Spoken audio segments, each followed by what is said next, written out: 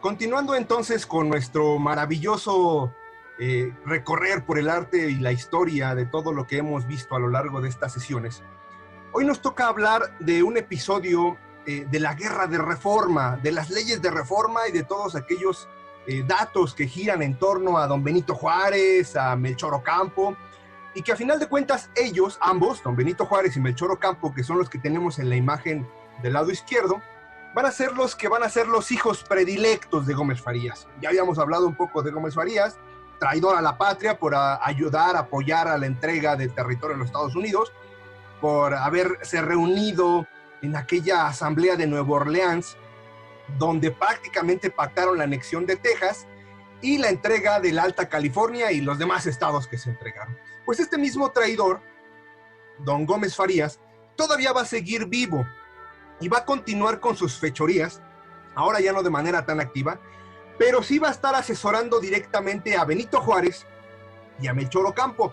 Y lo que van a hacer prácticamente durante estos años va a ser ataques contra la civilización cristiana. Concretamente, ataques contra ¿qué? ¿Qué es lo que estableció la civilización cristiana?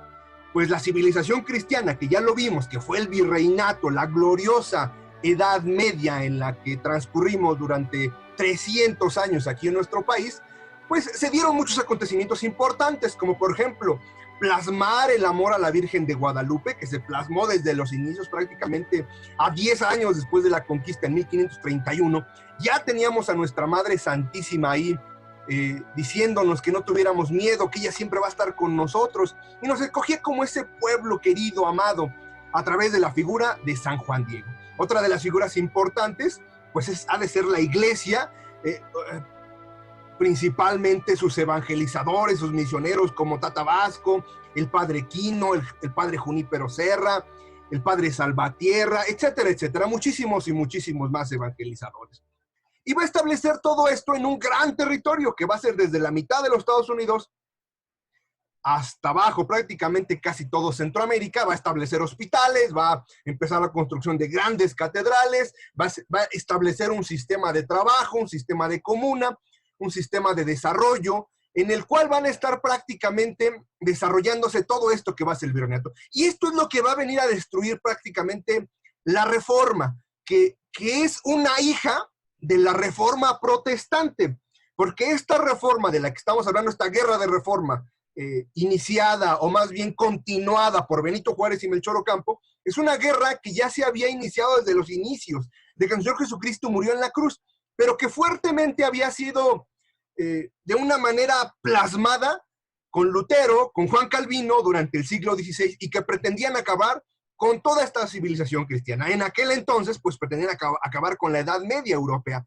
Ahora pretenden acabar con esta maravillosa Edad Media que es precisamente aquí en nuestro país.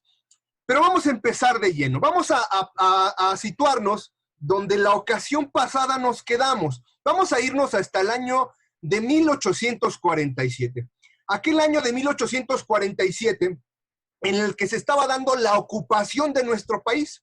Hay que retomar dos datos. Primero, el arzobispo Luis Fernández de Rivera, que era arzobispo precisamente allá en la Ciudad de México, empezó a invitar a algunos feligreses para que formaran los conocidos batallones cívicos, mientras el mismo Juan Álvarez se echaba para atrás, mientras el mismo López de Santana se replegaba.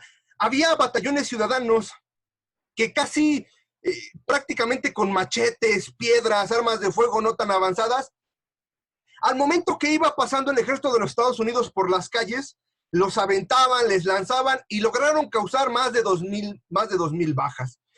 Obviamente también ya hablamos de la gloriosa epopeya que realizó el padre Jarauta, un héroe que ha sido olvidado y que sus restos se encuentran precisamente allá en Guanajuato, y que precisamente el 15 de septiembre ya no le queda de otra al padre Jarauta más que abandonar la Ciudad de México, salir de aquella ciudad y empezar a organizar la guerra de guerrillas. ¿Qué va a ser esta guerra de guerrillas? Pues precisamente nada más pegar y correr, porque el padre Jarauta, estos batallones cívicos no tienen una forma de organizarse, no son un ejército. El ejército nos ha traicionado en manos principalmente de López de Santana y de este otro traidor, Juan Álvarez. Y los políticos como Gómez Farías, van a festejar que sea invadido nuestro país. El mismo 15 de septiembre, el ejército de los Estados Unidos se apostó en el Zócalo y el presidente sustituto, Manuel de la Peña y Peña, días después, va a rendirse prácticamente y va a dejar que se instale prácticamente todo esto de los Estados Unidos, todo este ejército que va a estar en nuestro país prácticamente durante varios meses, desde septiembre, desde el 15 de septiembre que nos rendimos prácticamente, 16 de septiembre, hasta el 2 de febrero en que se va a firmar prácticamente el Tratado de Guadalupe Hidalgo. Se llama así porque se firmó en una provincia cercana, en un lugar cercano ahí a la Ciudad de México, se llama Guadalupe Hidalgo. Durante estos meses, las tropas convirtieron prácticamente los cuarteles, los conventos en cuarteles, profanaron los templos. Nos dimos cuenta, o se dieron cuenta los mexicanos de aquel entonces, de realmente quiénes eran estos hombres que parecían bárbaros, que parecían que no tenían ninguna educación. Pues empezaban a cometer grandes saqueos por todas partes, entraban, robaban, quitaban, deshacían, violaban monjas y hacían desastre y medio por toda la ciudad, principalmente en la Ciudad de México, aunque también otras ciudades lo sufrieron. Obviamente, el gobierno de los Estados Unidos pues no combatió el saqueo, los soldados empezaron a mostrar su glotonería, su mal temperamento, su suciedad, su racismo, porque de ellos viene precisamente ese racismo, ese tratar mal a los que ellos sienten que son de otras razas, como ya lo venían haciendo con los de la raza negra, ahora lo quieren hacer con nosotros, con los de la raza morena, y pretenden hacer todo este desprecio, toda esta forma terrible contra nuestro país. Durante la noche, inclusive, eran frecuentes entre los estadounidenses el juego, la embriaguez y las orgías. Eran gente que prácticamente parecían gente que habían traído a los peores delincuentes, se apostaron sobre la ciudad, empezaron a causar una serie de desmanes, de violaciones, los padres de familia escondían a sus hijas, porque realmente se estaba volviendo esta convivencia con los estadounidenses algo verdaderamente insoportable. Pero lo trágico no queda ahí. Antes de que se firmara el Tratado de Guadalupe Hidalgo, concretamente el 29 de enero de 1848, recordemos que el Tratado de Guadalupe Hidalgo se firma el 2 de febrero, o sea, unos días después, unos liberales que formaban la Asamblea Municipal Extraordinaria, encabezados por Francisco Suárez Iriarte, que era el presidente municipal, y don Miguel Lerdo de Tejada. Aquí hay que tenerlo muy presente a don Miguel Lerdo de Tejada, porque él posteriormente va a ser ministro de Hacienda con Benito Juárez, y va a seguir actuando. Y estos dos hombres principalmente van a ofrecer un banquete al general Scott. ¿Quién era el general Scott? Era el que precisamente iba encabezando las fuerzas para entrar a la Ciudad de México y el que había permitido tanto saqueo y tanto maltrato contra los mexicanos. Este brindis, este agasajo que dieron Francisco Suárez y Miguel Lerdo de Tejada, se llevó a cabo en las afueras de la Ciudad de México, en un lugar que todavía se conoce hasta el día de hoy como el Desierto de los Leones. De hecho, se encuentra por acá, por la entrada, yendo de Toluca hacia allá, por la Tada Oriente, por donde nosotros estamos. Y en este lugar se va a perpetrar un hecho verdaderamente vergonzoso, porque no solamente les van a ofrecer un banquete y los van a agasajar y les van a decir, pues casi que les perdonen la vida, sino que durante el banquete, ya cuando están en lo más crudo de todo esto, los liberales van a empezar a brindar por la ocupación, van a lanzar vivas, van a ver con buenos ojos todo esto de la intervención, e inclusive Miguel Lerdo de Tejada, de estos hombres liberales que su nombre está en muchas calles, va a brindar para que se logre la completa anexión de nuestro país hacia los Estados Unidos, para que se destruya el ejército mexicano y para que se destruya completamente la Iglesia Católica. Este es el brindis del desierto de los Leones, no porque sea un desierto, sino porque así se conocía, pues anteriormente ahí se encontraba un convento franciscano que se conocía precisamente como el Desierto de los Leones, y es ahí, a campo abierto, donde van a plantear esta terrible traición, porque todavía ni siquiera se iban los estadounidenses, el general Winfield Scott estaba ahí, estaban a punto de destrozarnos completamente, y estos liberales encabezados por Miguel Lerdo de Tejada, yo no dudo que auspiciados por el mismo Melchor Ocampo, por el mismo Benito Juárez, obviamente es indudable que por Gómez Farías, por Santana, por Juan Álvarez, por todos estos traidores de la patria, brindan y le piden a los Estados Unidos que se logre esta anexión completa de nuestro país. Esto, obviamente, esta propuesta que le dan al general Scott, el general Scott la lleva a su presidente, al general Polk, la pone al Congreso, y el Congreso en aquel entonces considera que no es viable. ¿Por qué? Porque dice que los estadounidenses se van a corromper al mezclarse con nosotros los hispánicos, y que además van a tener que eliminar 6 millones de indígenas. ¡Qué barbaridad, verdaderamente! O sea, esto nos habla de que realmente lo que hicieron allá en los Estados Unidos con todos los indígenas, pues era un plan organizado. Allá sí eliminaron completamente a los apaches y a otras tribus indígenas que existían. Acá no existe eso. Allá sí existió todas estas cosas de racismo, de discriminación. Por eso se da allá en los Estados Unidos. Por eso es un error querer mezclar lo hispánico con lo norteamericano, lo racista de lo inglés. Y eso es por lo que prácticamente desechan esta propuesta de los liberales encabezados por Miguel Lerdo de Tejada. Porque de otra forma, prácticamente entonces nosotros ya estaríamos hablando inglés. De hecho, posteriormente Miguel Lerdo de Tejada va a proponer al presidente de en turno, que va a ser don Benito Juárez, que prácticamente se enseñe inglés en todas las escuelas y que se cambie el inglés por el español. Posteriormente a aquella invasión, el siguiente liberal, que va a ser don Mariano Arista, que va a gobernar de 1851 al 53, un hombre verdaderamente ambicioso y cruel, va a apoyar la condena, inclusive él en sus días, en sus primeros días, cuando aún todavía no era presidente, estamos hablando del año de 1829-30, va a apoyar el destierro de su propio padre. ¿Cómo? Pues apoyando la expulsión de los españoles, pues su padre era español directamente aquí.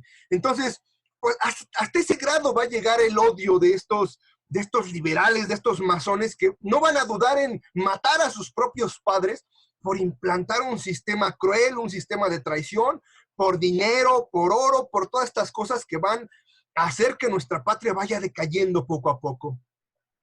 Obviamente, posteriormente, como es un constante lucha, un constante jaloneo, va a renunciar tras el levantamiento del plan de Hospicio, donde se va a invitar a Santana a regresar de Colombia. Santana había salido porque se le era considerado un traidor, pero va a regresar Santana, desgraciadamente. Y del año de 1853 al 55, este hombre, Antonio López de Santana, va a tener su último periodo. Y es aquí donde va a querer ganarse al pueblo. Primero se va a hacer llamar a sí mismo Alteza Serenísima. Es un título de soberbia, de querer estar por encima de todos los demás. Pero algo interesante, algo bueno que va a sacar don Antonio López de Santana, va a tratar él de lanzar la convocatoria. De hecho, la va a lanzar para que se haga un himno que identifique a todos los mexicanos. Las primeras 4 convocatorias son desastrosas, porque quienes ganan esas primeras convocatorias para la letra, como poetas de esa letra, pues son extranjeros. De hecho, por ahí hay un estadounidense. Entonces, pues no iba a quedar claro, no nos iba a gustar que la letra de nuestro himno nacional mexicano fuera creada por un estadounidense, o por un inglés, o por un irlandés. Bueno, irlandés tal vez sí, o simplemente por un extranjero, ¿no? Y hasta la 4ª, 5ª de estas hasta después de muchos intentos, y después de que inclusive la novia de este señor Francisco González Bocanegra, que no se consideraba un buen poeta, él no se consideraba grande, su misma novia, y esa es una parte de la historia interesante, su misma novia lo encierra en una habitación, le deja papel, pluma, y de aquí no sales. Prácticamente le hizo un encierro, no sales hasta que hagas una buena versión del himno nacional mexicano y participes. Gana don Francisco González Bocanegra, de tan solo 29 años de edad. Posteriormente, la música se le adjudica a Jaime Nuno Roca, un español, y la primera vez que se entona propiamente el himno nacional mexicano va a ser el 15 de septiembre de 1854. Posteriormente va a venir la firma del Tratado de Mesillas. Los Estados Unidos van a poner el pretexto de que quieren construir un ferrocarril transcontinental, que no se había dado muy bien estos límites territoriales entre Estados Unidos y México, y están con el plan de volver a invadir, y quieren ahora Sonora, así como está el mapa, quieren Sonora, Coahuila, Chihuahua, Baja California Sur y Baja California Norte, gran parte de Nuevo León, Tamaulipas, todo eso que está en ese mapa que lo querían. Al final, lo único que vendió López de Santana fue la Mesilla, la parte norte de Sonora y un poquito de Chihuahua. Y ya no nos quitaron todo. Pero este hombre, Santana, no se le puede considerar ni liberal ni conservador. Ciertamente un tiempo estuvo con los liberales, otro tiempo estuvo con los conservadores. Es un hombre como cualquier político mexicano, que es capaz de vender a su propia madre por tener poder. Y así los va a haber muchos, inclusive en nuestro país todavía los hay, que cambian de un partido a otro y que van de un lugar a otro, cambiando de supuestas ideologías cuando realmente no tienen ninguna ideología fija. Y el plan que va a derrocar a López de Santana va a ser precisamente el plan de Ayutla. Un plan de liberales para derrocar otro liberal. Aquí mucho cuidado, porque a veces nos quieren hacer pensar que Antonio López de Santana ya era conservador, cuando las ideas de Antonio López de Santana para nada eran conservadoras. Y los mismos conservadores se equivocaron al traer a López de Santana. Hay una serie de errores que a veces pareciera, les digo, que se mezclan entre conservadores, liberales, y que ya no podemos más que distinguir entre patriotas y traidores, porque lo mismo hay patriotas que pudieron haber dentro del campo de los liberales, que aunque engañados por algunas ideas a lo mejor anticristianas, lo mismo hay patriotas dentro de los conservadores, y así como hay muchos traidores dentro de los liberales. Y el 1 de marzo de 1854, uno de los grandes traidores de los cuales ya hablamos, desde aquellas batallas donde se perdió Texas y donde después también perdimos y donde dejaron solos a los niños héroes, fue este señor precisamente Juan Álvarez. Pero él no lo va a redactar solo, pues él es un hombre tosco, cruel, sin instrucción. Quien lo va a redactar va a ser prácticamente quien siempre va a andar con él, que va a ser el señor Ignacio Comonfort, acompañado de Florencio Villarreal. Después se van a unir Juárez y Ocampo, que para la sazón, en 1854, se encontraban en Nueva Orleans. Ojo, otra vez Nueva Orleans. A mí cada vez que me suena esto de Nueva Orleans, se me viene a la mente aquella logia donde tomaron instrucciones Gómez Faría, donde tomaron instrucciones los altos grados masones para decretar que México debía perder la guerra. Y ahí estaban Juárez y Melchor Ocampo en Nueva Orleans tomando instrucciones de la masonería. Para el 26 de abril, en Acapulco, y aquí viene otra escena realmente impresionante, algo parecido a lo que le sucedió en la Angostura a este mismo Juan Álvarez. Santana, que lleva 5,000 hombres para atacar a Comonfort, y Comonfort, que ya nada más tiene 600 hombres, Santana decide levantar el sitio. Lo levanta, se retira, Comonfort se reorganiza, y entonces Comonfort con su ejército llega a vencer posteriormente precisamente a López de Santana. O sea, no se cambia de una ideología a otra, simplemente a veces los planes del enemigo de la masonería ya no son ir por el camino lento de las anexiones de López de Santana. Ahora vamos a entender con este plan de Ayutla que ahora el principal propósito va a ser ir por el campo de las ideas, por el campo de las leyes, por el campo de destronar en sus derechos a la Iglesia Católica, al ejército y en general a nuestro México. Este plan, el plan de Ayutla, va a contemplar primeramente que se nombre a Juan Álvarez como presidente y segundo, que se elija o que se nombre un congreso para elaborar una nueva constitución. Y aquí es donde viene el meollo de todo esto, porque aquí en el meollo de todo esto me refiero a que van a tratar de impulsar leyes que van a destruir y que van a quedar plasmadas. Estas primeras leyes de reforma van a ser las que van a quedar plasmadas posteriormente en la Constitución de 1857 y por las que se va a dar la guerra de reforma y después van a ser superadas y mejoradas por la Constitución de 1917 y posteriormente en nuestros días están siendo todavía perfeccionadas en muchos aspectos, ¿no? Obviamente todo esto desde el punto de vista en contra de la familia, en contra del matrimonio, en contra de la mexicanidad, en contra de lo hispánico. Don Juan Álvarez, después de que logra derrotar al mismo López de Santana, se instala y al instalarse prácticamente nada más va a gobernar 2 meses, porque él ya no les va a servir, Juan Álvarez ya no les va a servir a la masonería, nada más lo va a ocupar como este revolucionario de octubre a diciembre de 1855, pues su forma de ser no era propicia para ser un hombre de ideales o simplemente que redactara leyes, pero él sí les va a servir para introducir en el poder a los grandes liberales de aquel entonces. Estamos hablando de Benito Juárez, de Melchor Ocampo, de Guillermo Prieto, Ignacio Comonfort, entre otros los principales. Y se va a expedir durante su gobierno la convocatoria para este congreso que ya venía precisamente plasmado en este plan de Ayutla. Santana lo único que va a lograr en sus últimos días va a tratar de lanzar la famosa leva, que es el enlistamiento militar obligatorio para que hasta niños, ancianos logren pelear por él como si él fuera un gran patriota, y va a convocar un plebiscito para saber si continuaría en el cargo. Esto me suena a lo que nuestro actual presidente a veces quiere hacer. Son de estas cosas absurdas que se manejan ya desde hace mucho tiempo en la historia. Por eso muchas veces decimos que quien no conoce la historia, pues sigue cometiendo los mismos errores. Y esto que se está haciendo en nuestro país actualmente, tratando de generar este plebiscito, este referéndum, esta convocatoria para ver si el presidente debe de continuar, pues ya lo había hecho Santana, pero realmente a veces realmente son engaños, no es otra cosa más que engaños. El verdadero fin de este plan de Ayutla, de este instalarse don Juan Álvarez en el poder, era precisamente instalar las leyes de reforma. Y vamos a empezar de lleno con las leyes de reforma. La primera ley de reforma es la llamada Ley Juárez, o Ley de Administración de Justicia y Orgánica de los Tribunales de la Nación del Distrito y Territorios, promulgada el 23 de noviembre de 1855.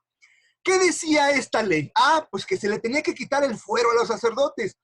Hoy cualquiera diría, pues si es que los sacerdotes tenían mucho fuero, por eso había que quitarles el poder, porque a ellos nadie los tocaba, había que quitarles todo ese poder que tenían. Qué bueno que Benito Juárez hizo. Pero la realidad era que los religiosos, los sacerdotes, no contaban con ningún privilegio.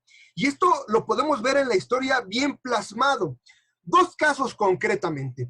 Don Benito Juárez, don Miguel Hidalgo y don José María Morelos. Ambos sacerdotes fueron juzgados, aunque tenían el fuero por ser religiosos, fueron juzgados, se les quitó el fuero, y por sus altos delitos fueron fusilados, fueron llevados a la pena capital.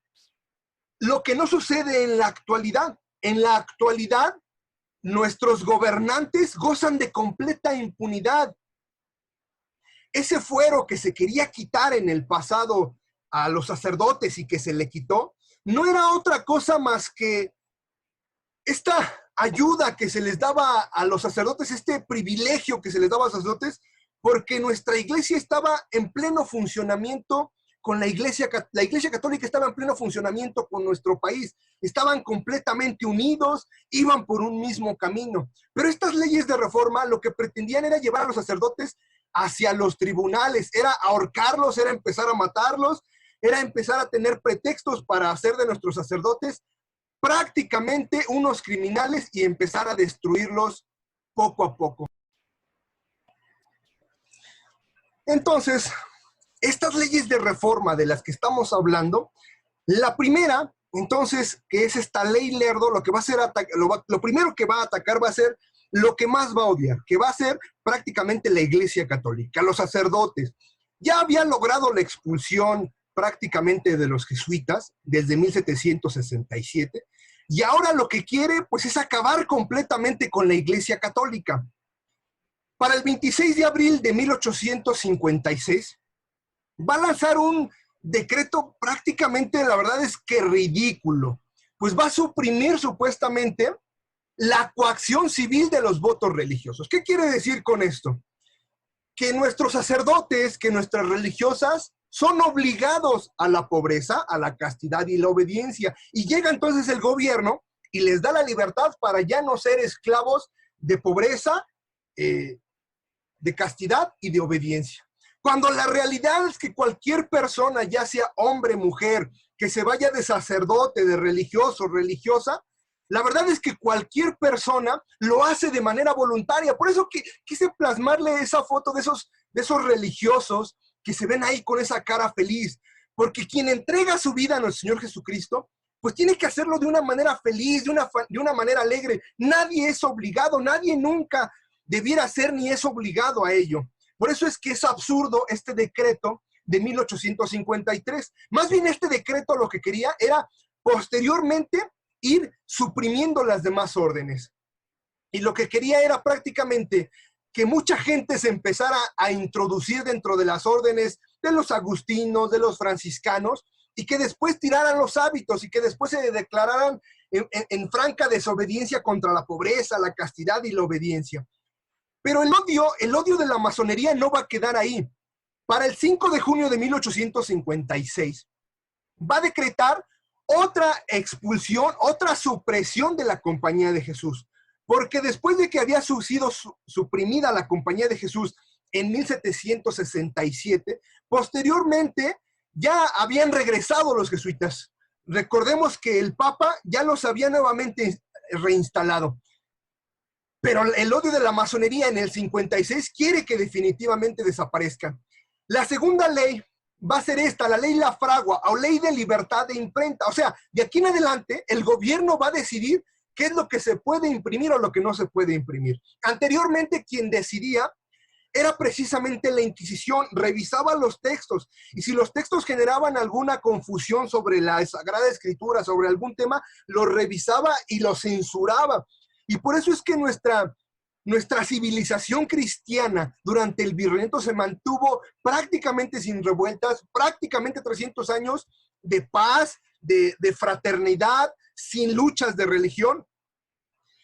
Y de aquí en adelante, con esta ley Lafragua, lo que va a querer el gobierno va a ser que ellos sean quienes permitan qué es lo que se va a poder imprimir y qué no.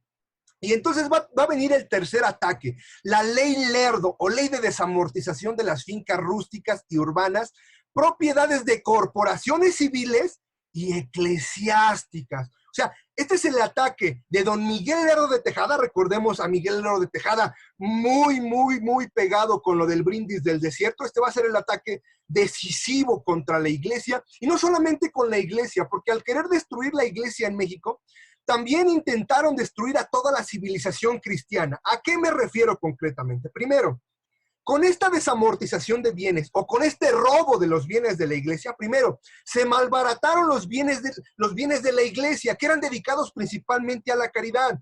Y estos bienes cayeron principalmente en manos extranjeras. Más de 9,000 personas extranjeras se beneficiaron con todo ello. Sin tomar en cuenta, obviamente, a toda la bola de masones y liberales que se estaban beneficiando de la venta de esto. Más adelante vamos a ver algunos ejemplos de lo ridículo en lo que se vendieron prácticamente estas propiedades. Y ve, la caridad se volvió un negocio. De hecho, hasta nuestros días, la caridad es un negocio. ¿Por qué es un negocio? Porque cuando el gobierno de Benito Juárez, cuando este gobierno, estas leyes del Lerdo de Tejada, de los liberales, con estas leyes de reforma, implantaron todo esto, se le quitó a la iglesia toda la capacidad de dar caridad con el prójimo, con las viudas, con los enfermos, con las mujeres desamparadas, con hombres de la calle, etcétera, etcétera. ¿Y quién va a tomar entonces esta caridad? Bien concretamente, la Secretaría de Desarrollo Social de cada uno de los municipios, de cada estado y del gobierno de México, los DIF, el DIF municipal, el DIF del estado y el DIF de la nación. Estos van a ser los que prácticamente van a tomar a cargo ahora el querer ayudar a los pobres. Pero la verdad es que esta caridad se va a volver un negocio. Al día de hoy, por ejemplo, tenemos un gobierno que en lo que más invierte es en este supuesto desarrollo social, en este supuesto entregar despensitas, en este supuesto ayudar a los pobres. porque los pobres se han vuelto un negocio. Entre más pobres existan, más capacidad entonces tengo yo de recabar impuestos, porque entonces bajo el pretexto de que hay muchos pobres, yo te voy a quitar impuestos y voy a subir impuestos del IVA, voy a subir impuestos del ISR, y entonces todo esto se va a volver un gran negocio, y va a ser un negocio tan grande que de él van a vivir muchísimas personas, porque lo único que van a llegar a lo mejor a veces a las manos del necesitado, del enfermo, pues va a ser una despensita, va a ser algo muy pequeño, pero todas las grandes cantidades de dinero van a quedar en manos de los grandes políticos. Y tercero, o inciso C, se va a atentar contra los cuerpos intermedios. Esta ley Lerdo dice, desamortización de fincas rústicas y urbanas, propiedad de corporaciones civiles. ¿Quiénes eran las corporaciones civiles? No son otra cosa que los cuerpos intermedios. Miren, la doctrina social de la Iglesia nos habla de 3 principios fundamentales. La solidaridad, que esta la efectuamos prácticamente de hermano a hermano. Cuando un hermano, cuando un vecino se encuentra en una situación conflictiva, que perdió el trabajo, que está en una enfermedad, pues existe la solidaridad de ayudarnos entre iguales. Viene el bien común, que le tocaría prácticamente al gobierno establecer las leyes para que todos tengamos pues un buen desarrollo y todos tengamos las mismas oportunidades. Pero un tema muy olvidado realmente en la actualidad es el tema de la subsidiariedad. La subsidiariedad no es otra cosa, como lo dice ahí, que más sociedad y menos gobierno. La subsidiariedad es dejar hacer a las empresas, a los cuerpos intermedios, los que ellos pueden y tienen que hacer por sus propios medios. ¿A qué me refiero? El día de hoy, y en cualquier país se realiza, el gobierno es el que dicta cómo se debe realizar la educación, es el dueño de la salud, es el dueño de la moneda, es el dueño de muchas instituciones que prácticamente gobiernan a todo el país. Y estas instituciones debieran ser instituciones privadas. Y cuando digo privadas, a veces sonaría como algo exagerado. Y es que la mentalidad que tenemos el día de hoy es que el gobierno nos debe dar salud, que el gobierno nos debe dar educación, cuando la realidad es que no es cierto. Seamos sinceros, lo que nos cobra por educación, por salud el gobierno, por decir un ejemplo, es 10 veces a lo poquito que nos dan. Vayamos a los hospitales y nuestros médicos no tienen un buen salario, no cuentan con los instrumentos necesarios, con la protección necesaria, el trato es deficiente. Nuestras instituciones de salud, en este caso concreto, pues son paupérrimas. Y todo esto porque todos estos recursos que nos quitan en el salario a nosotros, ya sea como ICR, como impuestos, pues se quedan en otros lados, se quedan en el engordar el gobierno. Y la realidad es que la subsidiariedad es eso, dejar que las instituciones, los cuerpos intermedios hagan lo que pueden hacer. ¿Qué son los cuerpos intermedios? El primer cuerpo intermedio es la familia, otro cuerpo intermedio es las instituciones de educación, instituciones de salud, de deporte. Esos son los cuerpos intermedios. Y el gobierno, en todo prácticamente todo el mundo, ha querido arroparse, tomar estas instituciones, estas corporaciones civiles, estos cuerpos intermedios y destrozarlos completamente. ¿Desde dónde viene esto? Pues prácticamente desde las leyes de reforma, desde la ley Lerdo aquí en nuestro país. Algo que decían muy concretamente esta ley Lerdo es que iban a quitar estos bienes de manos muertas y las iban a pasar a manos productivas. Y la verdad es que desde el punto de vista económico no va a producir más una propiedad nada más por el hecho de quitárselo a uno y pasárselo a otro. De hecho, una propiedad produce mucho menos, y esto se ha demostrado a lo largo de la historia, cuando está en manos del gobierno. Pongamos un ejemplo, el caso Pemex. Pemex, la empresa más importante del mundo, todo el tiempo que ha estado en manos del gobierno, ha estado desviando recursos, ha estado todos esos recursos reinvirtiéndolos, pero en pago de nómina, y nunca ha crecido Pemex, nunca hemos tenido grandes refinerías, nunca ha reinvertido en nuevos yacimientos, no. porque lo que le interesa al gobierno no es producir más, sino ganar más votos para que la próxima elección, pues ellos sigan siendo los buenos. Y este es el gran negocio, al destruir las corporaciones civiles, porque entonces estas leyes de reforma van a dejar sentado en lo que vivimos el día de hoy, en la penosa situación en la que vivimos el día de hoy. De hecho, en aquel entonces, las fincas que poseía la iglesia las rentaba tan solo un 5%. Y después fueron acaparadas por masones que empezaron a formar los latifundios porfirianos.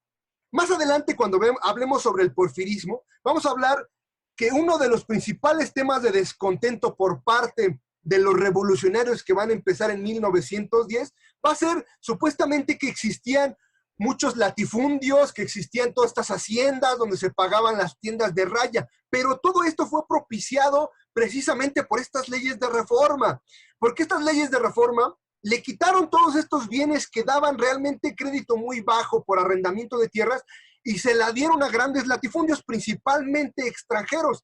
Y de ahí va a venir todo este problema. Hay que entenderlo bien porque si no después le vamos a echar toda la culpa al porfiriato, siendo que todas estas situaciones venían ya desde las leyes de reforma. Ahora, un dato bien cruel, nada más para que veamos hasta dónde llegó toda esta terrible robo, todo esto que realmente lo que se quería no era quitar de manos muertas y pasarlo a manos vivas, sino más bien fue destruir a la iglesia y destruir con ello todo el desarrollo de nuestro México como se estaba desarrollando, pero desde un punto de vista cristiano. El despojo se calcula en aquel entonces de 45 millones, de aquel entonces, y se vendió en tan solo 675,308 pesos. O sea, si hacemos la división, eso solamente nos da un 1.5% de lo que realmente vendían los bienes. O sea, prácticamente se tenía que hacer un contrato por la compra-venta de un hospital, por la compra-venta de tierras, por la compra-venta de un hospicio, por la compra-venta de una escuela, y prácticamente se regalaban, se daban a precios bajísimos. En aquel entonces las corporaciones civiles, estas de las que te estoy hablando, los cuerpos intermedios que estaban muy vinculados con la Iglesia Católica, daban crédito al comerciante, al indígena, al industrial, al 5% anual. De verdad, ¿quién hoy presta el 5% anual? Nadie, absolutamente nadie. Hoy los intereses, cualquier banco te va a prestar arriba del 50%. Las hipotecas, después de que terminas de pagar tus 15, 20 años, terminas pagando el triple de lo que pediste prestado. Cuando tú pides un préstamo a cualquiera de los bancos, por lo menos el doble terminas pagando. Cuando aquel entonces era nada más el 5%. Y de ese 5%, solamente lo querían para poder sostener asilos, escuelas, centros de beneficencia, hospitales. O sea, en pocas palabras, lo que destruyeron estas leyes de reforma, que se van a convertir en ya una ley con la Constitución de 1857, va a ser destruir el sistema más barato del mundo, uno de los sistemas más baratos del mundo, que es este sistema de préstamo. Y entonces lo que se va a dar desde aquel entonces va a ser el terrible pecado de la usura, que es prestar a altas tasas de interés. Y entonces aquí es donde el rico se va a hacer cada vez más rico, y donde este dinero, que no es un producto, va a empezar a generar más dinero y más dinero. Cuando la realidad es que el dinero solamente debiera ser, para lo que estaba concebido, una moneda de cambio, para poder cambiar mi producto por el tuyo, para que no siguiera habiendo el trueque. Se crea la moneda, pero esta moneda, a partir de estos despojos, a partir de estas destrucciones, empieza a adquirir situaciones realmente catastróficas. Y de los grandes beneficiados, obviamente, de todo esto, que van a vivir y morir en la riqueza, va a ser el mismo Miguel Lerdo de Tejada, el mismo Ignacio Comonfort y el mismo Juárez. Aquí hay un dato bien interesante, miren. El padre del secretario de Hacienda, llamado Joseph Ives Limantur, que va a ser después su hijo secretario de Hacienda durante Porfirio Díaz, nada más para checar un dato, ¿no? Del robo tremendo. De 50 casas que compró en aquel entonces, valuadas en 556,000 pesos de aquel entonces, estamos hablando de 556 millones, las va a comprar tan solo en 1,832 pesos. Estamos hablando igual otra vez del 1.5% de su valor. O sea, un verdadero robo. y van a empezar a construir en estos lugares pues grandes negocios, y aquí es donde se van a formar los grandes ricos, los grandes hacendados, todo esto propiciado por quien se dice Benito Juárez y su camarilla, quienes se dicen los defensores de los indígenas, cuando la realidad son completas mentiras. Y para todo esto, la verdad es que no querían sacar a los indígenas ni al pueblo adelante. Pues muchos de estos lugares que eran hospitales, que eran colegios, acabaron siendo destruidos, acabaron en el olvido, como por ejemplo ahí tenemos la imagen del Hospital de San Lázaro, que se convirtió en un rastro de cerdos, el Hospital del Espíritu Santo, que se convirtió posteriormente en una vecindad y en una cantina, y el Colegio de Santa Cruz, que se convirtió en una prisión militar. Si hubieran querido realmente hacer con esto algo bueno, pues los hubieran convertido en otras cosas. No, lo que querían era destruir toda la civilización cristiana, empezando por la misma iglesia, empezando por todas las corporaciones civiles, y poner las bases para todo que ya no podemos llamar liberalismo, sino que más bien, como lo diría don Salvador Abascal, ya es un marxismo, ya es atentar contra la propiedad privada. Por eso aquí se me viene mucho a la mente este libro de Juárez marxista, de don Salvador Abascal, que plasma que don Benito Juárez no era liberal. El liberal permite que exista el libre mercado, que exista la libre circulación, que existan las corporaciones civiles. No, este es un marxista, es un marxismo, donde se atenta contra la propiedad privada, se atenta contra las organizaciones civiles. Y estos hombres, principalmente Miguel Lerdo de Tejada y Benito Juárez, van a ser quienes van a destruir el sistema virreinal de crédito y asistencia social que tanto benefició a nuestro país durante más de 3 siglos. Posteriormente, el 27 de enero de 1857 va a venir la Ley Ocampo por don Melchor Ocampo. Después vamos a decir algunos datos terribles sobre él. Esta ley del registro civil, que después va a subir a una de las leyes ya de la Constitución, y va a declarar que el matrimonio religioso no tiene ninguna validez, que es un mero contrato. Y si es un mero contrato, pues es un contrato que se puede disolver, es lo primero. Y segundo, si es un contrato, entonces, y si ya no es algo que defina entre un hombre y una mujer, entonces yo lo puedo definir el día de mañana hasta llegar a lo absurdo. Y el día de mañana yo puedo definir el contrato como entre una niña y un viejo propiciando la pedofilia, o entre un animal, llámese un perro y una mujer, o entre un caballo y un hombre, etcétera, etcétera. Porque entonces el matrimonio ya lo puede definir el gobierno como quiera. Por eso es que destruyen la validez del matrimonio religioso, la validez de este matrimonio santo.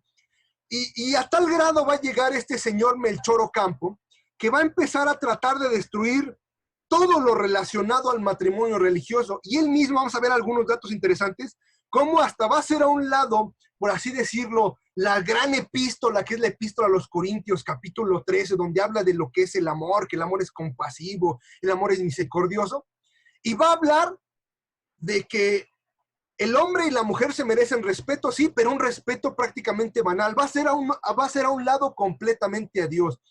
Esto va a ser lo que va a hacer prácticamente don Melchor Ocampo con esta ley del registro civil, donde va a declarar nulo este matrimonio religioso. Para el 11 de agosto del 59 va a venir el decreto de supresión de las festividades religiosas, o sea, va a prohibir que asistan todos los servidores públicos a actos religiosos, o sea, va a prohibir que de aquí en adelante cualquier persona que suba al poder como servidor público pueda asistir a una misa, a una procesión, a un bautizo, a una bendición. Porque en aquel entonces el pueblo era 99% católico, solamente por este punto 1% de masones convictos que se encontraban prácticamente convencidos. Pero de allí en fuera no lo sabía. Para el 4 de diciembre del año 60 viene la ley sobre libertad de cultos, que prácticamente va a propiciar la entrada del protestantismo. Aquí va a ser donde va a empezar otro golpe contra la Iglesia Católica. Si éramos casi el 100% de católicos, ahora con esta libertad de cultos va a permitir y va a llamar a muchas sectas protestantes para que se empiecen a introducir aquí en nuestro país y se empiece prácticamente a hacer que los católicos empiecen a hacerse cada vez menos. Para el 21 de enero del año 61 va a venir el decreto de expulsión de los delegados apostólicos. En aquel entonces, el delegado apostólico todavía estaba aquí en nuestro país y va a venir ese terrible decreto contra ella. Y finalmente, otro ataque, pero ahora contra la educación. Va a decretar que la educación es una enseñanza libre. O sea, ¿libre de qué? De atacar a la iglesia. ¿Libre de qué? De atacar a todo lo religioso. Pero va a ser libre también de escribir la historia oficial. Hoy en día, por ejemplo, tenemos calles con los nombres de los traidores Juan Álvarez, tenemos calles con los nombres de Santana, cuando la verdad es que ni siquiera deberán existir Gómez Farías, Benito Juárez, que más adelante vamos a ver, y van a empezar a formar a los futuros revolucionarios. Gracias a esta ley de educación es que van a venir los futuros revolucionarios, que van a ser todavía más feroces que estos de la Guerra de Reforma. Para 1864, el Papa Pío IX, en su encíclica Quanta Cura, que significa con cuánto cuidado, va a establecer en un anexo un catálogo de errores del liberalismo. ¿Por qué? Porque muchos católicos se van a empezar a confundir, van a empezar a pensar que se puede ser al mismo tiempo católico y se puede ser al mismo tiempo juarista. Y la verdad es que no se puede, son hechos, son cosas completamente contradictorias. Primero, porque son principios que se contraponen. El catolicismo siempre va a ver por este don perfecto o este ideal perfecto de subsidiariedad. En la Rerum Novarum, por ejemplo, el Papa León XIII va a atacar el sistema liberal y va a decir que es un sistema egoísta, que es un sistema putrefacto, y va a hablar muy mal el Papa León XIII, porque es lo que le va a tocar hablar. Después, por ejemplo, va a venir el Papa Pío XI y va a hablar sobre la subsidiariedad, todo este tema del que hemos estado hablando. Va a venir también el Papa Juan XXIII en Mater Magistra, que va a hablar que el gobierno debe de ayudar, pero solamente en forma supletoria, que no debe de absorber las instituciones o las corporaciones civiles. Y en el mismo Concilio Vaticano II, en Gaudium et Spes, se va a reafirmar el principio de la subsidiariedad. O sea, en conclusión, van a decir todos estos papas, va a ser el magisterio de la iglesia a través de los diferentes papas, que van a dejar bien claro, principalmente por las leyes de reforma, por todas estas leyes anticlericales, que no se puede ser juarista, no se puede ser reformista desde este punto de reformista y católico al mismo tiempo. Son cosas que se contraponen. Y es aquí donde vamos a hablar o donde vamos a meternos de lleno a uno de los personajes más oscuros, don Melchor Ocampo, de allá de Michoacán, que nace en 1814. En sus primeros años va a estudiar en el seminario de Valladolid, va a ser un joven destacado, va a frecuentar los sacramentos, inclusive se va a ir a estudiar Derecho Civil en la Real y Pontificia de México, que posteriormente esta universidad la va a cerrar el mismo masón liberal y judío don Gómez Farías. Pero a los 23 años va a cometer incesto con su nana. ¿Por qué? ¿Por qué incesto? Porque prácticamente su nana, Ana María Escobar, va a ser la que lo va a cuidar, va a ser como su madre. Entonces se va a meter con ella a los 23 años, va a tener inclusive una hija que se va a llamar Josefina, y se va a caracterizar por esta inestabilidad. Melchor Ocampo. Un tiempo va a estar en el poder, un tiempo se va a retirar y así va a andar. A este hombre es el que van a considerar prácticamente como el dirigente filosófico de los liberales. Este hombre se va a meter mucho a profundizar, a leer a Pierre Joseph, que va a ser de los fundadores del anarquismo. En su estancia en Francia se va a hacer prácticamente un furioso anticlerical, o sea, con esto me refiero a que va a odiar la iglesia todavía más. Va a ser nombrado después diputado por Marabatío, gobernador por Michoacán de 1846 al 48. Aquí mucho ojo, del 46 al 48, lo que se estaba dando en nuestro país es la invasión de los Estados Unidos. Prácticamente, cuando Melchor Ocampo es gobernador de Michoacán y cuando Benito Juárez es gobernador de Oaxaca, es cuando se da esta invasión de los Estados Unidos. Y ellos no ponen ninguna resistencia en sus estados. Se rinden, lo mismo que se rindió Gómez Farías, lo mismo que se rindió Juan Álvarez, o lo mismo que se rindió cualquier otro de estos traidores, como el mismo Juan Álvarez. Una de sus ideas principales de este señor llamado Melchor Ocampo es que pretendía que el patronato lo heredara el Estado mexicano.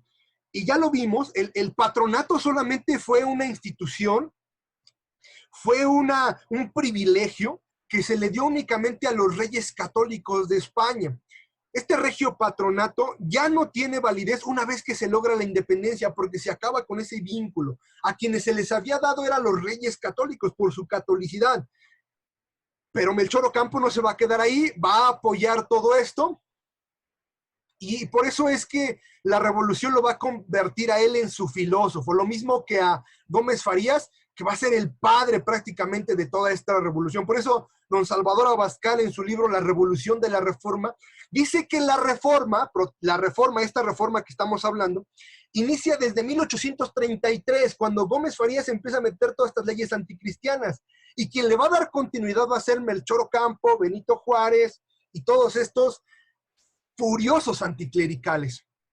Ahora, dentro de sus reflexiones masónicas, prácticamente todas son contra la iglesia. Dice que todas las religiones son iguales, por eso es que es una reflexión masónica. Y la verdad es que no todas las religiones son iguales. Nosotros creemos firmemente que nuestra religión es una religión revelada, donde Dios baja, se revela y nos muestra prácticamente cuál es el camino a través de nuestro Señor Jesucristo. Santana lo va a expulsar en el año de 1850 y allá en Nueva Orleans, ya les había dicho anteriormente, va a convivir con Juárez, que también va a salir expulsado. Él es quien va a introducir prácticamente todo esto del matrimonio laico e introduce su herética epístola. ¿Por qué herética? Porque en esta herética epístola prácticamente sí va a hablar bonito a lo mejor de la relación hombre-mujer, pero no va a poner en ningún momento, en ningún lugar, la relación que este hombre y esta mujer tienen para con Dios. Juan Álvarez lo va a llamar a su gobierno y Juan Álvarez prácticamente es quien lo va a introducir para que él pueda meter todas estas ideas de destruir el matrimonio, de destruir la familia y de destruir todas estas cosas. Gracias a Dios, va a haber ciertos personajes durante aquel entonces que van a ser contrarrevolucionarios. Uno de ellos y de los más importantes va a ser el líder prácticamente del clero de aquel entonces. Se va a llamar don Clemente de Jesús Munguía. Él va a ser arzobispo de Michoacán. Inclusive, él va a ser compañero de Melchor Ocampo. Van a ser en 1810. Para 1829 va a suceder por ahí un hecho interesante. Él, por acusaciones falsas, va a ser llevado a prisión porque él decía que existían irregularidades en el gobierno. Él lo que se dedicaba en un principio era litigar, era un abogado importante y decía todas estas cosas contra el gobierno. Se va a dar cuenta que por ahí como que no es el camino, se va a ir de sacerdote. Para 1841 ya lo va a hacer y el Papa Pío no lo va a nombrar obispo en 1850, sin antes haber sido rector del seminario precisamente allá en Michoacán. Y este va a ser uno de los hombres más cultos, más importantes. Más adelante les vamos a recomendar un libro bien importante que habla sobre este personaje, que habla precisamente sobre Munguía, que es el obispo que en aquel entonces tuvo que hacer frente con la pluma, con las ideas, a todas estas ideas liberales, antimexicanas, masónicas, anticatólicas, de Benito Juárez, de Melchor Ocampo, de Ignacio Comonfort. Y este va a ser un hombre que prácticamente va a estar a la altura de los grandes doctores de la iglesia. 85 de sus grandes obras se van a imprimir en 14 grandes volúmenes. O sea, va a ser un hombre polifacético, que lo mismo va a escribir en obras literarias, obras pedagógicas, filosóficas, pastorales, apologéticas y jurídicas. O sea, va a ser un hombre de una gran capacidad intelectual. E inclusive va a ser el que va a encabezar a todos los obispos contra la reforma en el terreno de las ideas. Se va a dedicar a escribir, por ejemplo, en su 7ª carta pastoral del 30 de noviembre del 56, va a protestar contra la ley Juárez y posteriormente contra la ley Lerdo, y va a lanzar en sus cartas pastorales esta defensa de la fe. Por eso es que es considerado uno de los grandes apologistas de aquel entonces, contra los grandes liberales.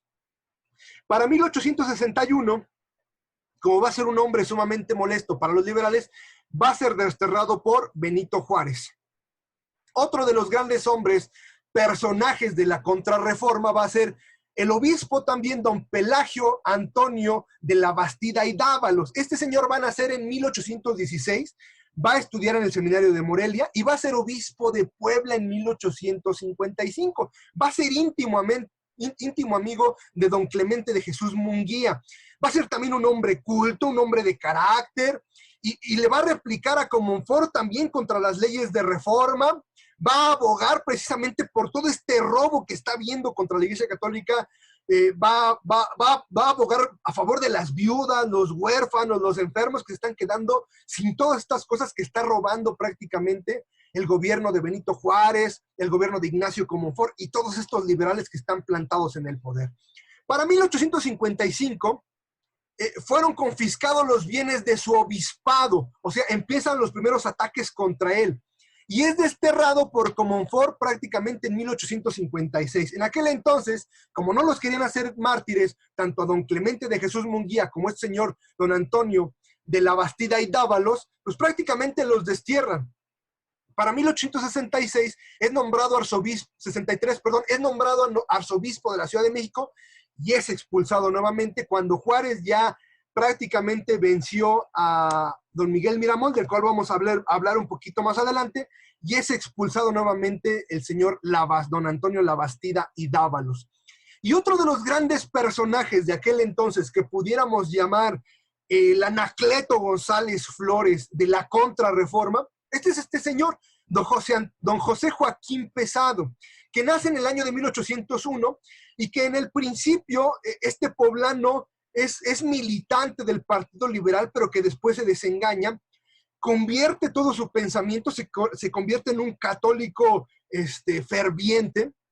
Él va a formar parte del jurado que va a evaluar la letra para el himno nacional mexicano, va a ser miembro de la Academia de Letrán y miembro de la Real Academia Española en 1835, o sea, un hombre verdaderamente culto, y va a ser un gran defensor de los derechos de la Iglesia de Cristo, al grado de que inclusive su poesía, la poesía de este hombre, don José Joaquín Pesado, se va a caracterizar por un profundo sentimiento cristiano. Por eso vale la pena también conocer a estos hombres de la Contrarreforma, como el señor Munguía, el señor Dávalos, el señor José Joaquín Pesado, hombres que a través de las ideas van a atacar o van a estar contra la reforma. Pero también va a estar el brazo armado, del cual vamos a hablar más adelante. Pero estos son los brazos intelectuales, los hombres intelectuales.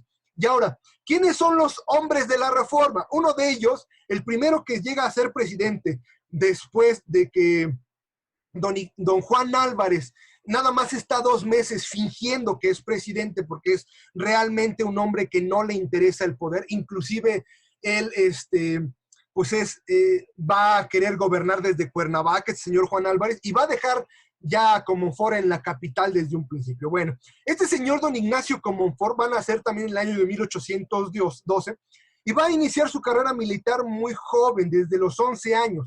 Para el 35 ya va a ser un masón yorquino y va a ser predilecto de Juan Álvarez. O sea, Juan Álvarez lo va a traer para todas partes. Santana lo va a nombrar administrador de aduanas en Acapulco.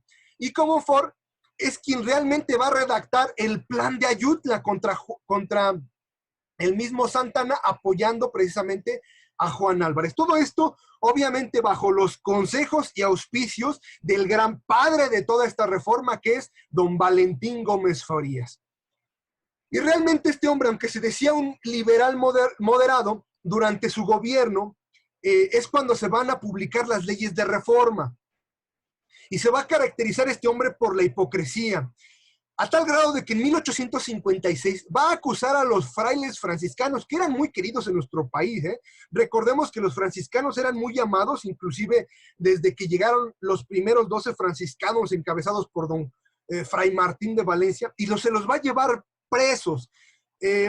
Realmente va a ser un hombre hipócrita porque les va a sentar por ahí culpas de que supuestamente están conspirando, los va a meter a la cárcel y su objetivo principal es expulsarlos del país. Obviamente, al darse cuenta de todo esto, pues va a haber un cierto levantamiento, va a ser el famoso levantamiento de Religión y Fueros, encabezado principalmente por el coronel Diego Castrejón, Tomás Mejía, que ya lo habíamos visto peleando en la guerra de 1847 contra los Estados Unidos, y que había sido un general que en la batalla de la Angostura se había puesto muy valiente al lado de un mal general que era don López de Santana, don Miguel Miramón y el general Ignacio Gutiérrez. Se levantaron estos al grito que en aquel entonces era el grito casi de Viva Cristo Rey, pero que era de Religión y Fueros.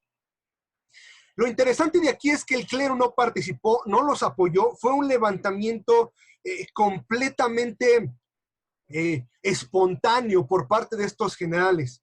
Obviamente fueron disueltos porque prácticamente el poder del ejército estaba en manos de estos terribles liberales. Y el 5 de febrero de 1857, Comonfort y Gómez Farías era el presidente del Congreso. De hecho, ahí está esa famosa escena donde ya viejo Gómez Farías es llevado por brazos de sus hijos, prácticamente casi dando un paso tras otro, pero ve coronada toda esta terrible historia de destrozar a la Iglesia Católica al jurar la Constitución, que era una constitución persecutoria, que atenta contra la Iglesia, que atenta contra la civilización cristiana, que atenta contra la familia. Y este era como que la estrellita, como que con lo que se quería ir muerto don Valentín Gómez Farías, el judío don Valentín Gómez Farías, que había sido muy bien adiestrado, ya lo habíamos visto en algún tiempo atrás, por el mismo Joel Robert Poinsett. Y ese 5 de febrero de 1857 se publicó porque el 5 de febrero ya era una fecha importante para nosotros los mexicanos, pues el 5 de febrero ya desde aquel entonces se celebraba al primer santo mexicano, que era precisamente este santo criollo de San Felipe de Jesús. Y durante muchos años San Felipe de Jesús había sido un hombre admirado, un hombre querido. Posteriormente a la promulgación prácticamente de esta constitución, que es una constitución anticristiana, una constitución masónica y que es instalada en la misma fecha de la festividad de nuestro primer santo mexicano, que es este criollo don Felipe de Jesús, se va a levantar un movimiento armado, un movimiento espontáneo encabezado por el general Félix María Zuluaga, el 17 de diciembre de 1857. Este movimiento va a estar prácticamente para instalar en el poder a don Félix Zuluaga, y aquí lo chistoso de este movimiento, de este plan de Tacubaya, es que sí va a estar iniciado por don Félix María de Zuluaga, pero va a estar propiciado, va a estar en complicidad por quien era el mismo presidente de la República, que es don Ignacio Comonfort. Don Ignacio Comonfort, que era una persona tibia, que era una persona sin principios, así como estuvo del lado de los liberales y promulga las leyes de reforma, ahora se va a aliar con estos hombres, con Félix María Zuluaga, con Miramón y Mejía y otros hombres, para prácticamente atentar ahora contra la misma Constitución, y eso va a ser algo muy raro. Va a lanzar este plan de Tacubaya, que va a estar encabezado por Comonfort, el mismo Zuluaga. Después van a empezar a tener complicaciones entre Zuluaga y Comonfort, y entonces Zuluaga va a empezar a derogar estas leyes de reforma y Comonfort va a regresar otra vez con sus antiguos aliados, o sea, concretamente con don Benito Juárez. Y este va a ser un momento histórico, porque a partir de estos momentos del plan de Tacubaya prácticamente vamos a tener 3 presidentes durante un momento dado.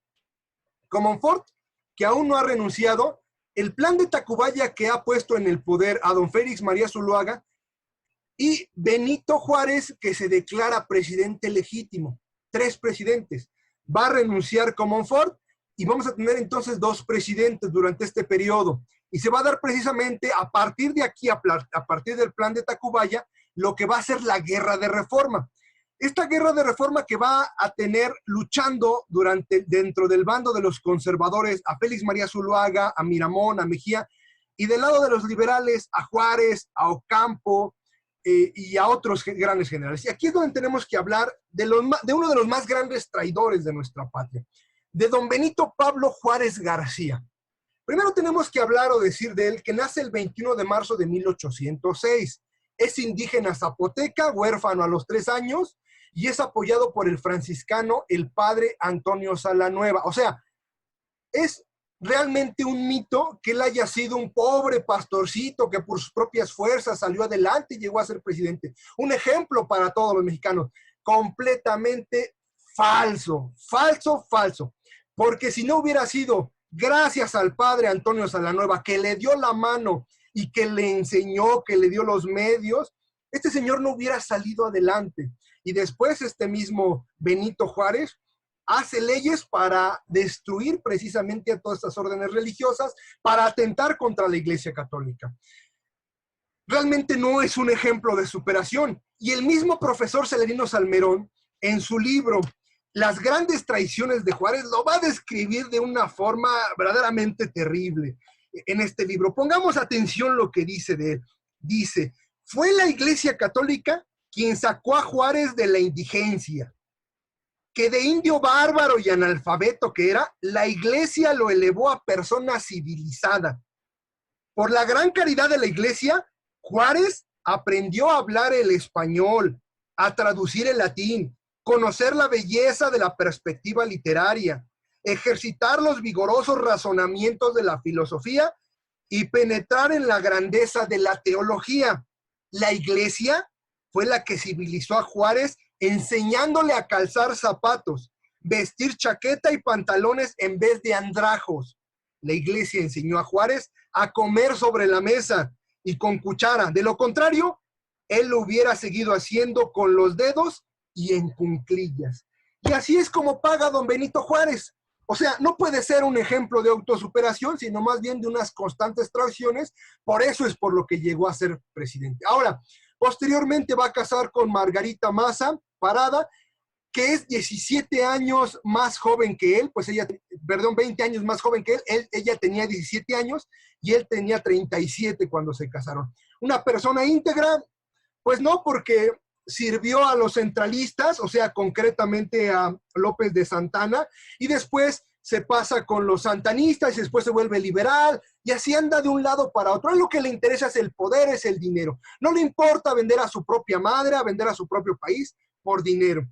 El 15 de enero del 47, estamos hablando prácticamente, cuando estás hablando de la guerra con los Estados Unidos, él se inicia en el rito nacional mexicano y de la masonería en una ceremonia en el Congreso. Recordemos que en aquel entonces la masonería era prácticamente un partido político, eso es lo que era.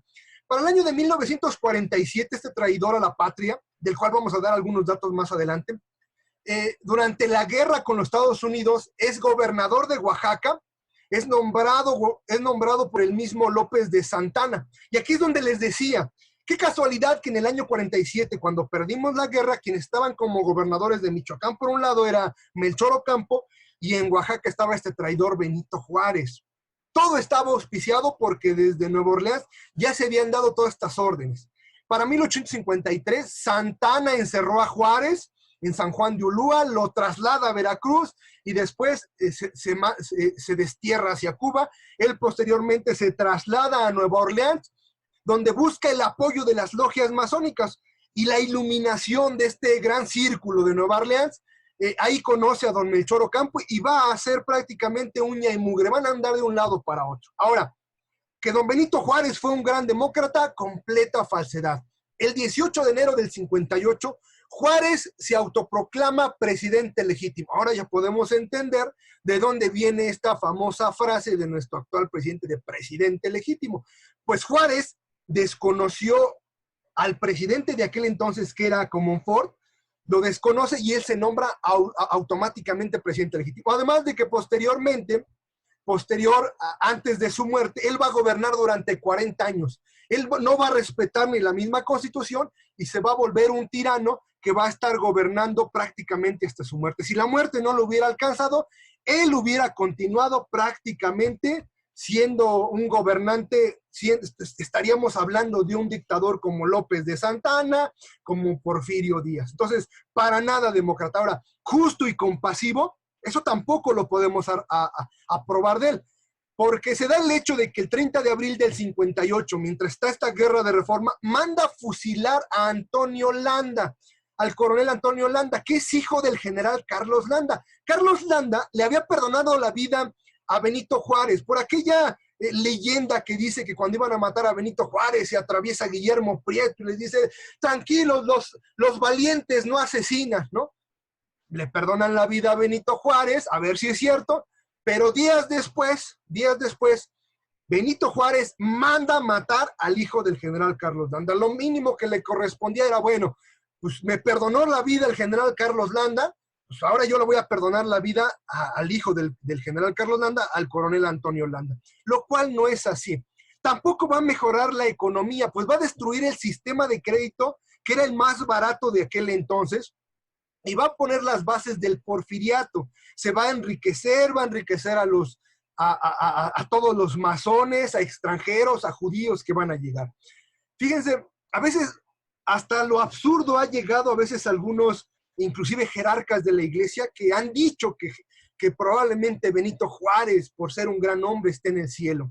Pero hay un testimonio de cuando murió un día como hoy, 18 de julio del 72, que murió de angina de pecho después de gobernar 14 años, y don Salvador Abascal, en su libro La Constitución de 1917, Destructora de la Nación, retoma este testimonio de su muerte. Dice que fue el rector sabio, don José María Díez de Solano, cura también a la sazón del Sagrado Metropolitano y rector asimismo del Seminario Conciliar, quien va a ser después consagrado primer obispo de León el 12 de junio de 1853, fue quien, celebrando misa en León, vio bajar al infierno el alma de Juárez en el preciso momento en que éste moría en México, el 18 de julio de 1872. O sea, existen testimonios de esta visión de este sacerdote, cómo el alma de Juárez se iba derecho al infierno, cómo vio bajar al infierno. Pero no todo termina ahí, estas grandes traiciones de Juárez, de las que habla el profe Salmerón. En 1858 se establecen dos gobiernos, ya decíamos, el de Juárez y el de Zuloaga. Y ahí vemos el mapa donde los de rojo son los de Juárez y los de azul prácticamente son los de Zuloaga. Está dividido el país. A Juárez lo van a apoyar Melchor Ocampo, Santos Degollado, Guillermo Prieto, y a Zuloaga lo va a apoyar el general Miguel Miramón y el general Tomás Mejía. Juárez va a establecer su gobierno inmediatamente en Guanajuato y Zuloaga en la Ciudad de México. Y es aquí cuando entonces va a entrar en escena esta famosa situación de este libro de la familia enferma. ¿Por qué? Porque los liberales van a ir prácticamente perdiendo las batallas. ¿Quién va a ser el gran general? El general Miramón, un hombre realmente providencial que va a ser conocido en aquel entonces como el campeón de Dios por estas grandes batallas. Le va a ganar a los juaristas en Puerto de Carretas, en Atenquiqué, en Hualulco y en la Barranca de Beltrán. O sea, prácticamente Juárez va a andar itinerante su gobierno de un lugar a otro. Por eso, este libro de la familia enferma tiene ese título, porque cuando preguntaban, ¿y quién va ahí en ese carruaje? Pues una familia enferma, y ya no habrían para no destapar. Pero quien andaba huyendo prácticamente del brazo justiciero de don Miguel Miramón era Benito Juárez y sus secuaces, que ahí andaban huyendo de un lugar a otro. Por eso le va a llamar así este libro, La familia enferma, don Ignacio Aguilar y Marocho. Y prácticamente después de perder todas estas batallas, don Benito Juárez, ya en la guerra de reforma, ya estando en guerra, ya perdiendo todo esto, se va a ir a refugiar a Veracruz. Y va a seguir redactando leyes contra la civilización cristiana, contra la iglesia, va a seguir todo esto. Y se va a dar un hecho vergonzoso. Miren, el 6 de abril del año de 1859, su ministro, a quien nombra ministro de Relaciones Exteriores, que es don Melchor Ocampo, del cual ya habíamos hablado algunos datos, celebra la noticia de que Estados Unidos sea el único país que reconozca a Juárez como presidente. Va a decir, va a trasladar este testimonio don Alfonso Junco en su libro Un siglo de México. Va a brindar precisamente así don Melchor Ocampo. Va a decir lo siguiente: Dice, resuelto el excelentísimo señor presidente a entrar en una nueva política franca y decorosa con los Estados Unidos, evitará que cunda más entre nosotros el espíritu de insensato antagonismo. Se unirá el presidente a los economistas que piensan que un vecino rico y poderoso vale más y da más ventajas que un desierto devastado por la miseria y la desolación. O sea, lo que fue a hacer allá a los Estados Unidos don Melchor Ocampo es pactar con los Estados Unidos prácticamente la venta de todo el norte del país, de todo, así le llamaba esa parte norte, una parte desértica, para que lo único que pedían por parte de Melchor Ocampo y Juárez era que los Estados Unidos reconocieran el gobierno de Benito Juárez y se convierten en el único país, los Estados Unidos, en reconocer el gobierno de Benito Juárez. Obviamente de aquí se va a firmar el cruento, el terrible, el avasallante tratado Maclean-Ocampo, firmado por un lado por los Estados Unidos, por el encargado de aquel entonces de relaciones, Robert McLean, y el encargado de relaciones de Benito Juárez, por Melchor Ocampo. Este tratado se va a firmar a finales de 1859, concretamente el 14 de diciembre. ¿Qué va a establecer? Tres cosas principalmente. Va a partir al país por el istmo de Tehuantepec, que es prácticamente lo que es de Veracruz a Oaxaca, donde está esa línea, donde vemos el mapa. Ahí lo va a partir, va a intentar crear un paso a perpetuidad, como lo es hoy el Canal de Panamá. Va a también permitir este tratado el tránsito desde la ciudad de Guaymas hasta Rancho de Nogales. O sea, va prácticamente lo que va a querer es que de los Estados Unidos, como está la flecha que está hasta la parte de arriba donde está Chihuahua, desde los Estados Unidos se pueda atravesar libremente por todo Chihuahua hasta prácticamente el Golfo de ahí de Baja California. Se puede atravesar prácticamente sin ninguna restricción. Y tercero, el tránsito desde Matamoros hasta Mazatlán. Esta otra línea, o sea, va a partir el país en tres. Este es un documento que existe, que fue firmado y además se va a vender la Baja California, tanto la Alta como la Baja California. Este va a ser el deshonroso tratado Maclean-Ocampo. Pero ¿por qué se firma este tratado? Este tratado hay que entenderlo bien. Se firma principalmente porque don Benito Juárez estaba perdiendo la guerra de reforma. La estaba perdiendo ¿contra quién? Contra el campeón de Dios, don Miguel Miramón. La estaba perdiendo contra él. Entonces, ya prácticamente dando patadas de ahogado, pues va y se pone de tapetito con los Estados Unidos. Los Estados Unidos, que son los que en 1847 nos habían quitado ya prácticamente medio México, que en el Tratado de la Mesilla nos habían quitado otro pedazo, y ahora va Benito Juárez, que ni siquiera es un presidente legítimo, que ni siquiera es un presidente reconocido por nadie, va y ofrece a través de este tratado prácticamente la Baja California y estos tránsitos. Ahora, ¿por qué no se logró este tratado? ¿Por qué no se ratificó este tratado? Porque en los Estados Unidos se estaba dando la guerra de secesión, o sea, la guerra de los esclavistas contra los antiesclavistas. Y entonces los del norte, que eran los no esclavistas, estaban peleando contra los esclavistas, que eran los del sur. Y al darse esta batalla, el Congreso ya no ratificó este tratado, pero este tratado ya estaba firmado por el representante Robert McLean. El Senado de los Estados Unidos, no el Senado mexicano obviamente lo hubiera ratificado inmediatamente, así como son de traidores, pero el Senado de los Estados Unidos ya no quiso ratificar este tratado, sino si se hubiera ratificado este tratado, y entonces no solamente hubiera quedado en las letras, sino que ya la Baja California también pertenecería a los Estados Unidos, y todos estos tránsitos harían hechos pedazos prácticamente a nuestro país, con este famoso tratado Maclean-Ocampo.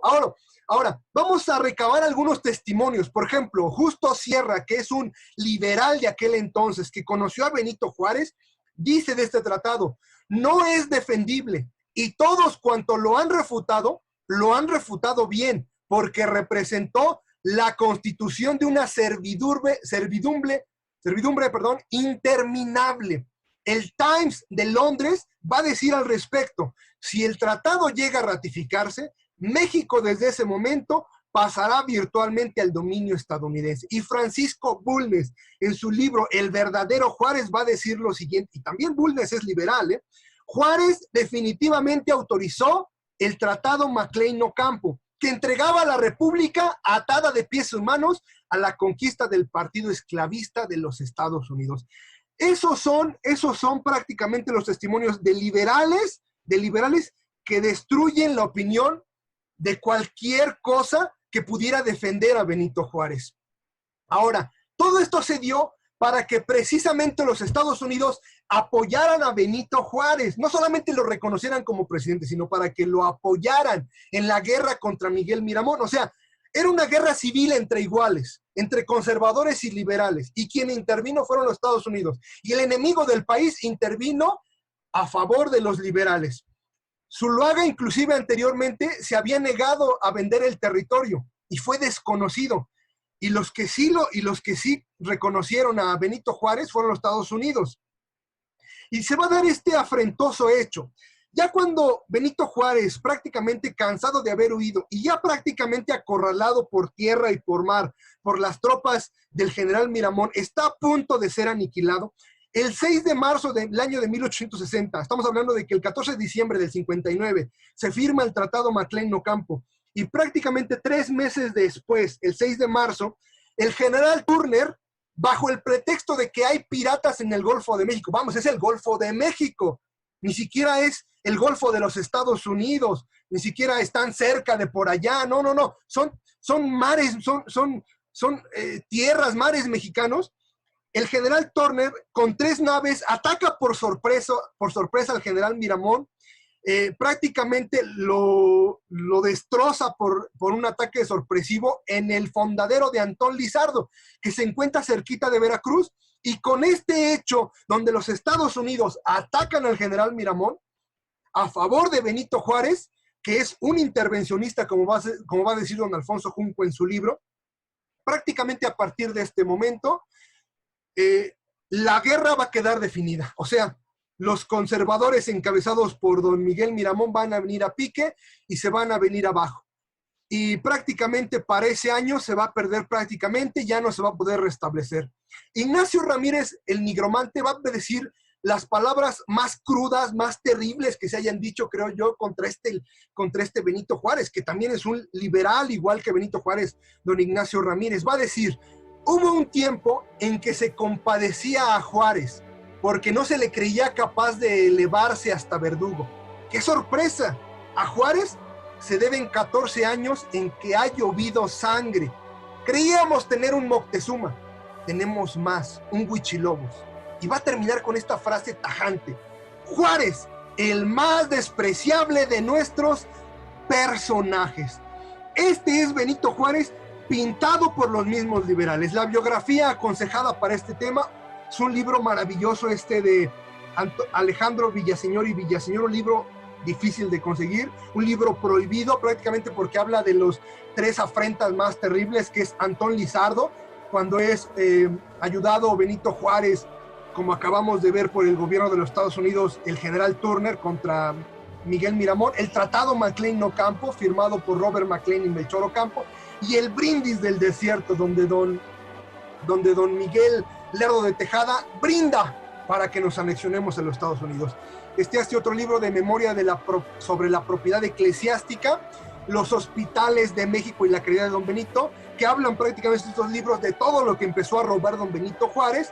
La biografía del hombre que ya habíamos visto, escrita por José María Roa Bárcena, de don José Joaquín Pesado, y está este libro maravilloso de don Félix Navarrete, La lucha entre el poder civil y el clero a la luz de la historia. Un libro maravilloso que nos ayuda a entender por qué el juarismo y la reforma son contrarios, por qué el juarismo es condenado por la Iglesia Católica, por qué la reforma es condenada por la Iglesia Católica a través de los documentos del magisterio, de encíclicas. Es este libro de don José María Abascal. Y este otro libro de Juárez marxista de don Salvador Abascal.